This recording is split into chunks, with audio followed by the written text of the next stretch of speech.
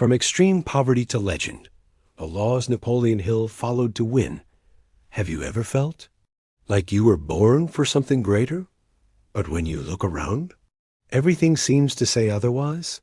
The old mattress on the floor, the scarce meals, the cold slicing through a broken window, and that silent doubt, whispering that nothing will ever change. That was Napoleon Hill's childhood.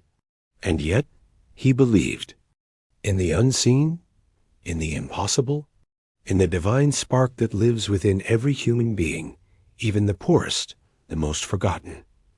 Because before any visible fortune, there's an invisible decision. And Napoleon Hill made that decision early on. I will not be defined by the poverty I was born into. That was the moment the first law was born inside him. He didn't call it a law. Not yet. But he could feel its power humming, like a sacred flame burning within. Law number 1. The unwavering inner decision. It doesn't matter where you are right now. What matters is what you choose to become. Hill discovered that the power of decision is a spiritual force. It's not just about wanting. It's about declaring it with your soul. It's aligning your energy with a destiny that doesn't exist yet, but is already pulsing inside you. He wrote, "I have seen men without legs rise from within, and men with everything kneel before emptiness." That was the first turning point. He had no money, no famous name, no connections. But he had one question that kept him awake at night. What separates those who truly live from those who merely survive? That question was the gateway. Law number 2. The dominant vibration. What you feel commands what you attract. Hill realized it wasn't physical effort that changed reality. It was the emotional frequency you live in. If you vibrate scarcity, you collapse into more scarcity. If you vibrate unshakable faith, the universe responds with paths, doors, signs. Everything begins with the dominant vibration of your heart. He wrote in his notebooks, "The mind is a field where thoughts become things, and feelings are the seeds." As a teenager, Hill began to understand something few grasp in a lifetime. Everything visible is born first in the invisible. Without even knowing it, he was studying spirituality. He read Ralph Waldo Emerson. He meditated. He visualized. He watched pastors, orators, masters. He wasn't chasing religion. He was seeking the hidden logic of prosperity, and what he found would change the world. Law number 3. The blazing purpose. The universe doesn't answer to weak goals. Hill discovered that the mind only moves when desire becomes fire. Not, "I want to be rich." Not, "I want a better life." But, "I am the channel for a mission greater than mere survival." This spiritual purpose is what kept him standing through the toughest times. Hill didn't just want to escape poverty. He wanted to understand the human mind. He wanted to free millions from the invisible prison of limitation. And for that, he had to burn from within, not with ambition, but with purpose. While others laughed at his dreams, while adults called him a fool, while his mother told him he needed a real job, Hill wrote. He thought, he studied, he prayed, he visualized, and he set his mind to work with the invisible. He already knew every transformation begins in the spiritual realm, and everything you desire with a pure heart is already on its way. These were the first 3 laws Hill embodied, still young, still unseen by the world. The inner decision, the dominant vibration, and the blazing purpose. And from that, his journey truly began. In the next few minutes, you will discover how he attracted the richest men in history without a single cent in his pocket, how he transformed life's greatest failures into spiritual gateways of growth, and how you can use these same laws to rewrite your own reality. Because the secret to wealth was never outside. It was always inside you. At 17, Napoleon Hill faced what he called the silent darkness. It wasn't a single event. It was a constant feeling. that the world saw no value in him, an invisible weight, as if his very existence was a mistake. He walked the dusty streets of a forgotten town, pockets empty, but his mind full of questions. Why do some win while others sink? Why are some born into gold cradles, and others into pure neglect? The answer didn't come from books, or teachers, or church. It came from within, from the silence, from a place only those who truly suffer can access. And it was in that place that he accessed the fourth law. Law number 4, the mind as a sacred temple. Most people treat their mind like a garbage dump. Negative thoughts, doubts, inherited beliefs, recycled trauma.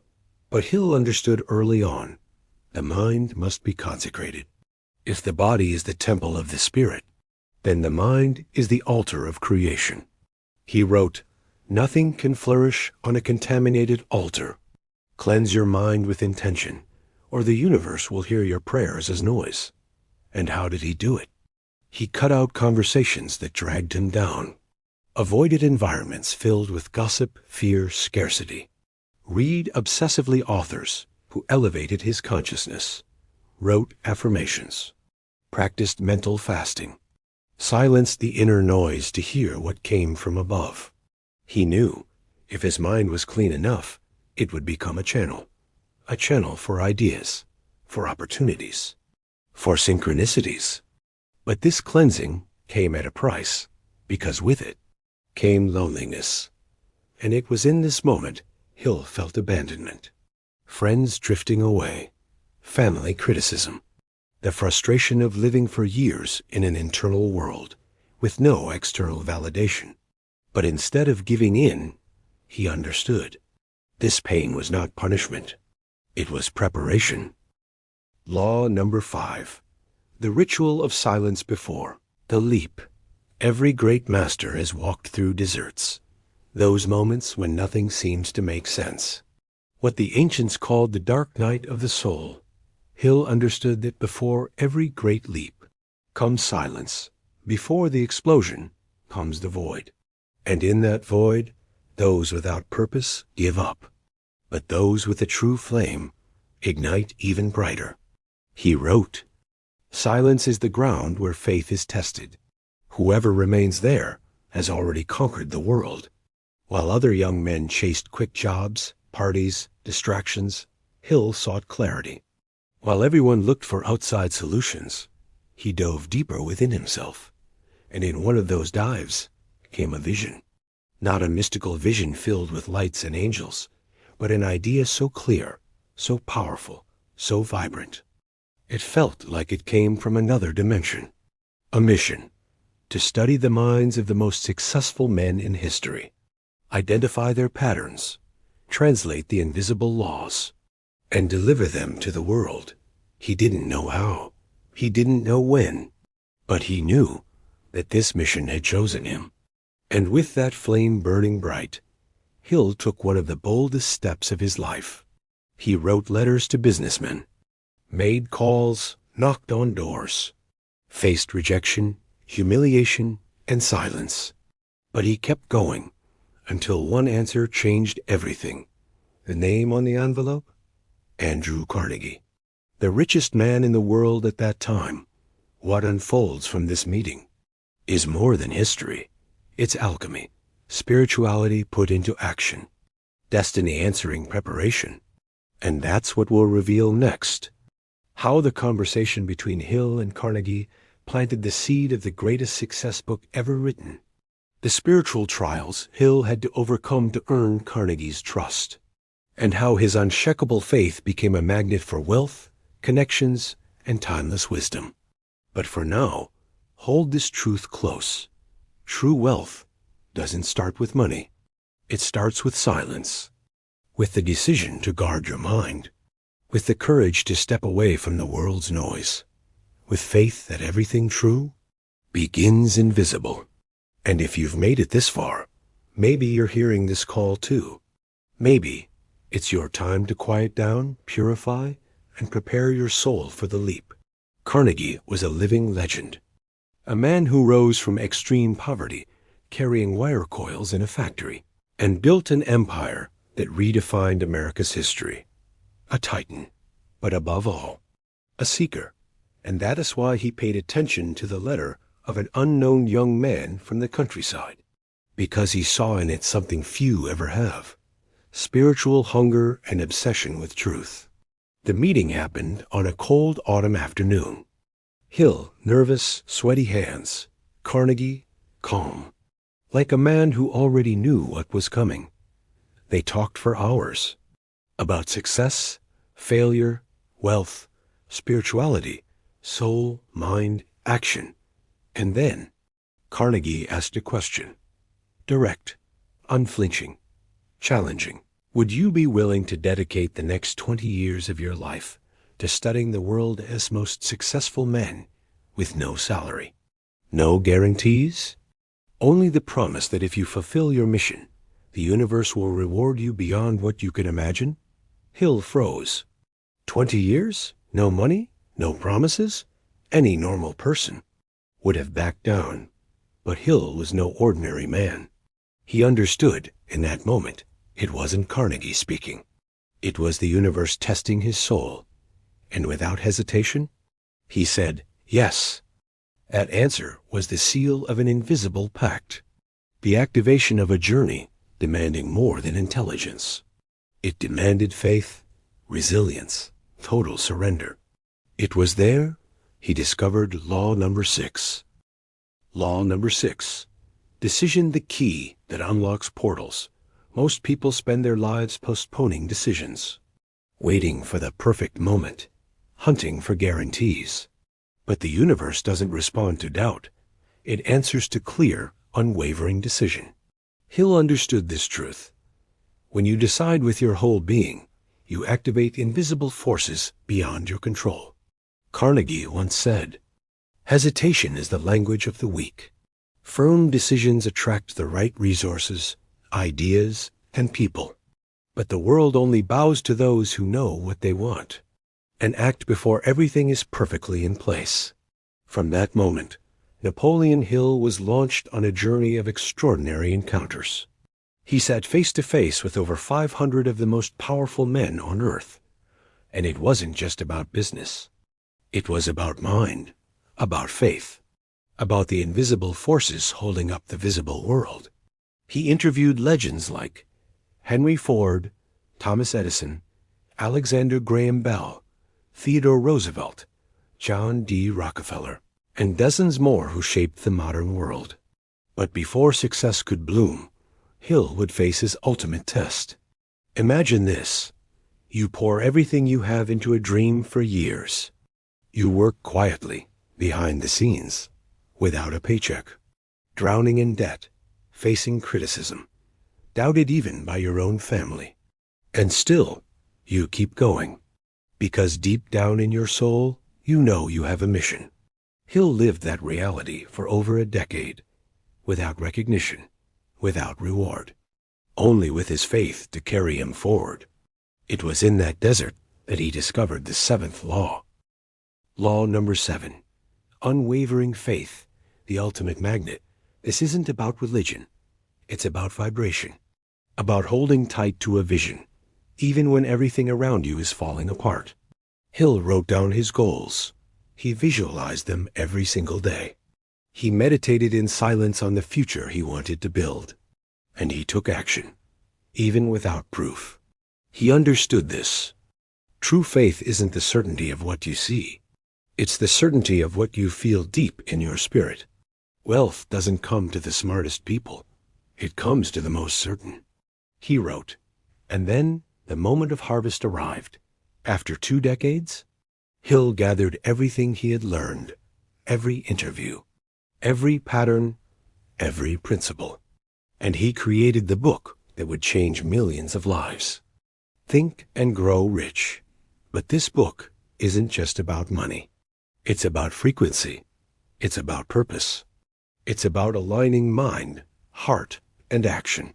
Since then, Napoleon Hill's legacy has transcended generations. Not because he was a genius, but because he believed when no one else did. He believed in the mission, in the invisible force, in the divine spark that lives inside every human being, including you.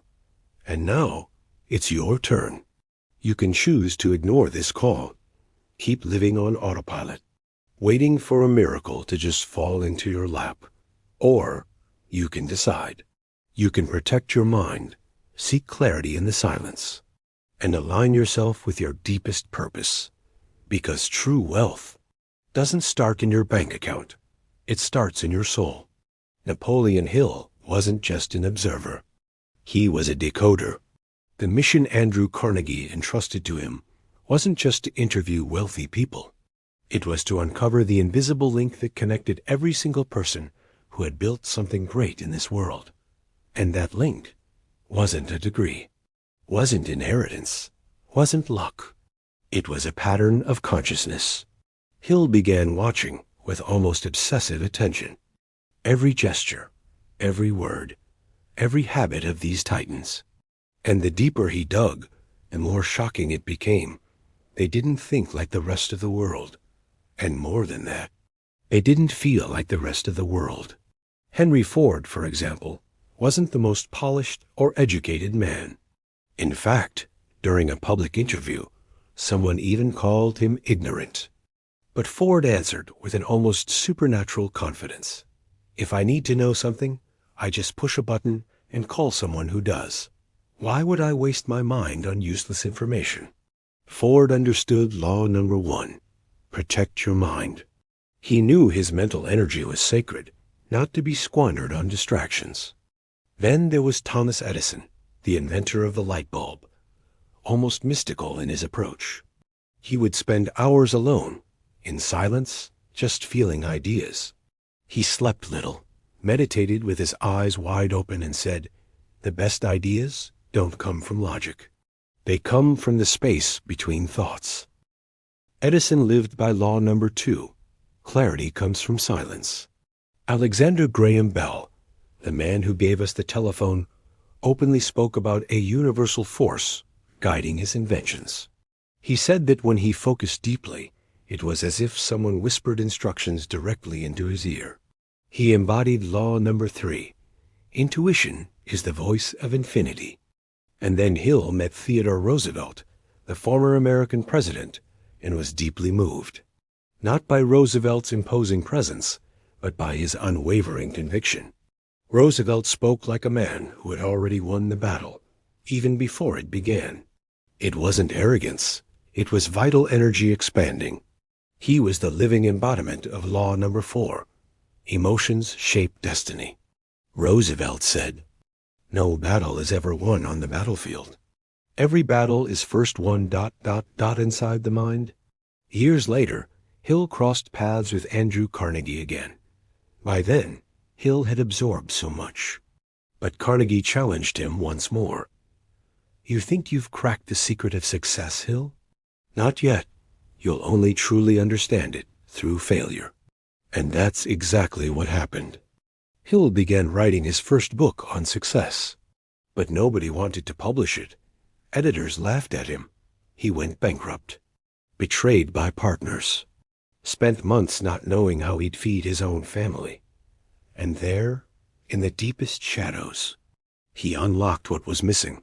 Hill finally understood. He wasn't writing a book for money. He was translating a spiritual mission. Something far greater than himself. He was writing for future generations. For the young, lost in a noisy world. For the poor, who didn't know they were allowed to dream big. For the tired souls who just needed to wake up. And it was in that moment, when everything inside him aligned, that the magic unfolded. As if the universe had been testing every last thread of his faith, and only then decided he was ready. One of the most respected editors of the time caught wind of Hill's manuscript. He read it, felt something stir inside him, and made a decision. He would publish Think and Grow Rich. The book became a phenomenon. But here's what most people don't know. Its biggest fans weren't the wealthy.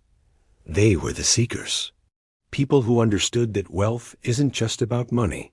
It's about frequency. It's about what you're cultivating inside.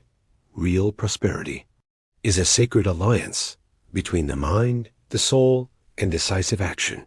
Hill soon began receiving invitations to speak at universities, corporations, even government events. But no matter the audience, he always began with the same words. There is nothing more powerful in this world than a mind aligned with its spirit. So let me ask you, have you been protecting your mind? Have you been searching for clarity in silence? Have you been listening to that quiet voice that whispers from deep within your soul? Have you chosen to feel before you act? Or are you simply surviving, waiting for the world to change on its own? The second stage of your journey begins now. In the next chapter, you'll discover how Hill faced betrayal and learned to start over, the financial collapse that nearly destroyed everything, and how he used his own laws to rise from the ashes a second time. Because life doesn't test you just once, it tests you twice.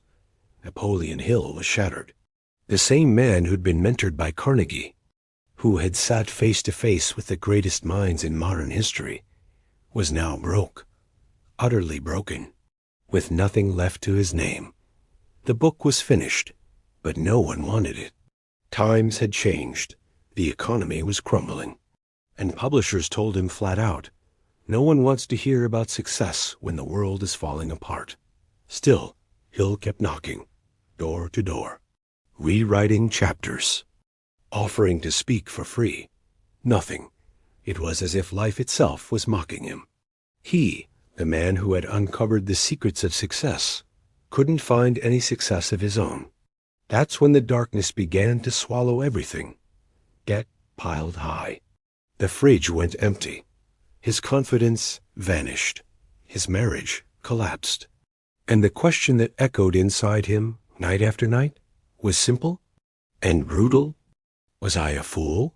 But sometimes it's in those moments when everything falls apart that the universe stops whispering and starts to scream. Hill had a night he would never forget. He sat alone, curled up in the corner of a dark room.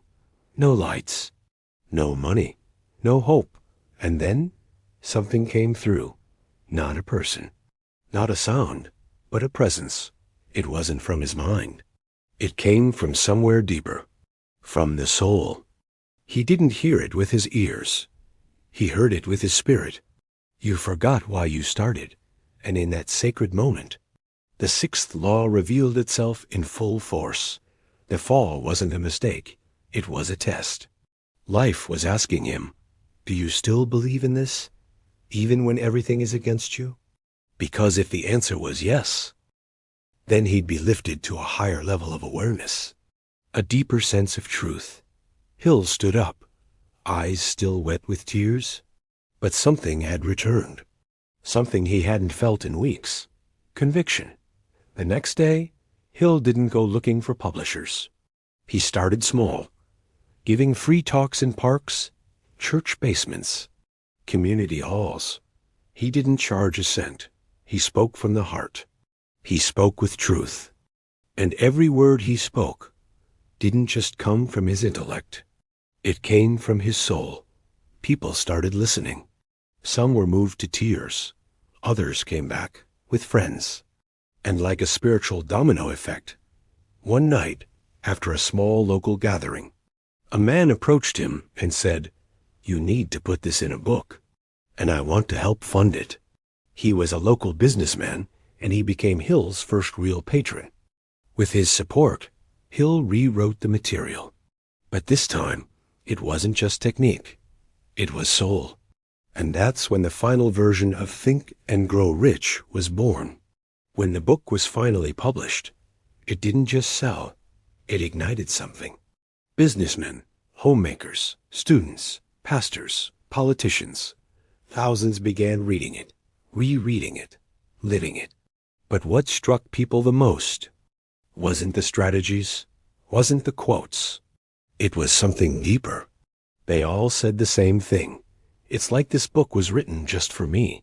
Hill had touched something rare, the frequency of authenticity. because only someone who has truly suffered can speak to the pain of others with compassion, and only someone who has truly fallen knows how to speak to those still in the pit. And it was then living, breathing, bleeding through his experience that Hill finally understood the seventh and final law. You only truly receive what you're willing to give away. He stopped writing to be famous. He stopped speaking to be heard. He stopped chasing success and started serving. And in that exact moment, success came looking for him. Years later, standing before thousands in a packed auditorium, Hill looked out at the crowd and said something that would echo through history. You think getting rich is about accumulating, but real wealth, it's about giving. The universe only entrusts its greatest blessings to those with hearts big enough to share them. And maybe that's the question you need to ask yourself right now.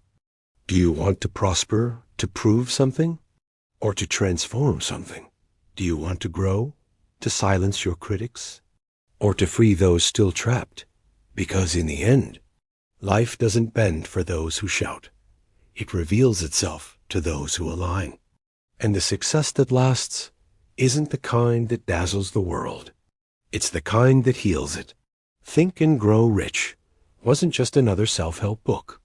It was a key powerful enough to unlock minds and souls that had been chained for decades by limiting beliefs, paralyzing fears, and that quiet, haunting sense of never being enough. What Hill created was an energetic movement. Each page carried more than ideas. It carried frequency. Because he didn't write with technique, he wrote with spirit, and the world felt it. In the months after the book's release, letters started pouring in, thousands of them, from people who had read the book in their darkest hours, in bankruptcy, grief, depression, and somehow those words had sparked a flame inside them. It was like remembering who I really am. Hill was soon invited to speak all across the country. Packed auditoriums, lines around the block, people crying even before he spoke a word. But he never fooled himself, never got caught up in the applause. He knew all along it wasn't about him. It was about the message. And in that moment, he did something rare.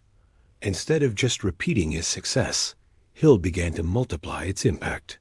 Hill created training programs. He trained new speakers, built educational initiatives. He made sure others would carry the torch too. Because the last great lesson he learned was this: if you want to be eternal, teach what you know to those still lost in the dark. For years, Hill dedicated himself to democratizing the knowledge he had gained. He spoke in schools, businesses, prisons, forgotten communities. And every new person he met, he made sure to look in their eyes and say, "You have a mission. And as long as you run from it, life will feel like a punishment. But the day you accept it, the universe will start carrying you in its arms." So even when he had fame, money, and recognition, he kept returning to the simplest places. In one of his last speeches, in a rural school full of poor kids, he looked at them with tears welling up and said, "You were not born to survive. You were born to transform. And the only thing standing between you and greatness is the belief that it's impossible." And maybe that was the true miracle of Hill's life, turning his own pain into healing for thousands. He understood that poverty wasn't just the lack of money. It was the absence of faith, vision, vital energy. And that's why his mission wasn't just to teach people how to get rich. It was to teach them how to wake up. Hill used to say something that summed up his entire journey. When you want something with all your being, the universe conspires, yes. But first, it tests you to see if your wanting is just desire or purpose. And it was with that purpose that he lived until the end, never forgetting the hunger, the pain, the loneliness, but also never letting those shadows extinguish the light he came to bring to the world. Because he knew, as you might be starting to feel right now, true success is not a destination. It's a state of consciousness. Napoleon Hill died in 1970, But his message didn't. It has crossed decades, countries, generations, like an invisible flame that awakens only in those ready to see. His books have been read by over 100 million people, but maybe none of them are more important than you. Because if you've come this far, listening to these words, living this story, it was no accident. There is a greater synchronicity at play, a force that brought you here, right to this moment, in this video, with this message. And maybe you are living your own turning point right now. Maybe your life has been marked by lack, fear, doubt.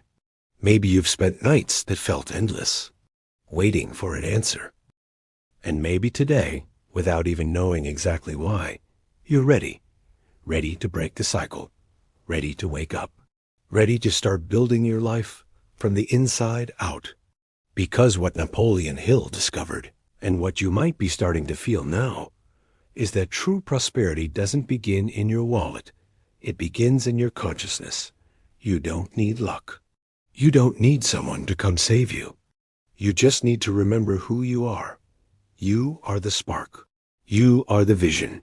You are the channel through which the invisible wants to become real.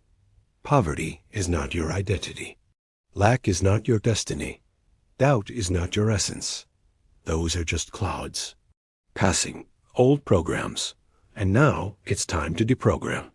The same intelligence that guided Napoleon Hill is available to you right now.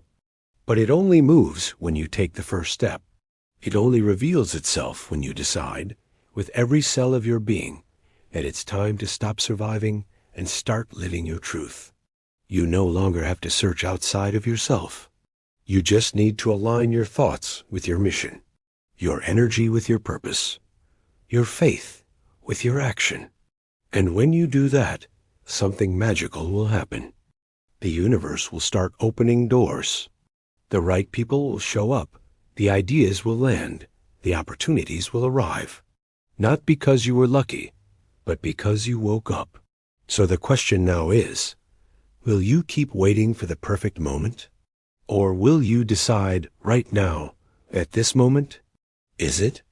If this message stirred something in you, if something deep inside lit up as you listened, then share it.